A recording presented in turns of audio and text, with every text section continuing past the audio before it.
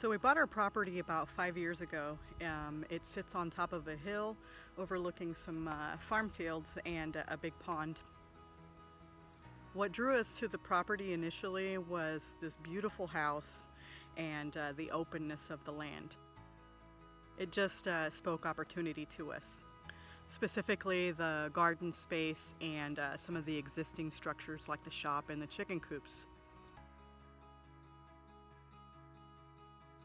It's funny, I grew up in the city, and even more recently we've always lived in cities even though we were surrounded by more rural areas. So naturally the move to the country scared me a little bit. Matt grew up on a farm, on a traditional farm, and always wanted to come back to the country. Not necessarily to farm, but to have room to breathe, away from the city and all the people. And while we both still work in the city, we now have a place that we can decompress, disconnect from technology, and just breathe. I actually don't know where my desire to garden and raise animals came from. We had some fruit trees growing up, and true to my Hispanic nature, a nopal orchard that my dad planted. This call to the land to reconnect with nature, that's more recent. The longer that we live here, the more I feel God's tug on my heart to reconnect to Him through this little piece of earth that He's gifted to us. I feel more like He's calling me to be a caretaker of His provision. And that's what drew me to this thing called permaculture. The idea of rebuilding this ecosystem where people, animals, and the earth work together to heal the land and provide nourishment. How can that not be appealing?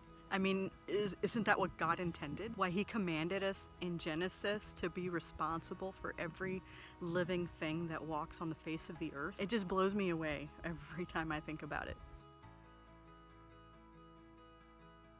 I actually tried to grow a few things the first year that we lived here, but I was having more failures than successes. And honestly, it was getting pretty discouraging. But I wasn't quite ready to give up and knew that I had to do a lot more research and learn this entirely new thing. So I did what most people do.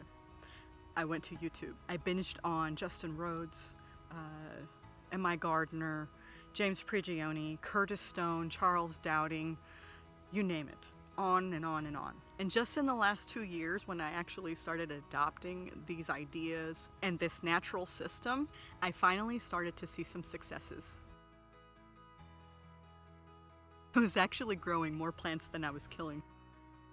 And each year has gotten better. In fact, this coming spring is on track to be the best producing yet, and I couldn't be more excited. I'll be honest, this journey has been disheartening at times. Failures come easy, but I'm thankful to have a place where I can raise my family, learn how to grow and raise food responsibly, and more importantly, reconnect with God. And I wouldn't want it any other way.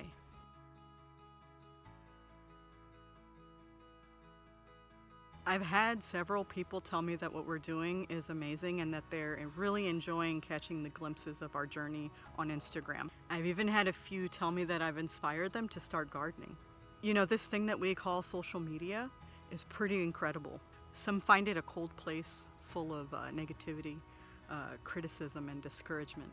Others have found a voice for change, for positivity, and for building community. And that's what I want this to be.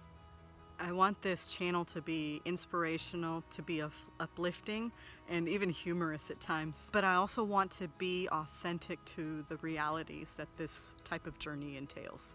Thanks for joining us. Thanks for watching. Adios.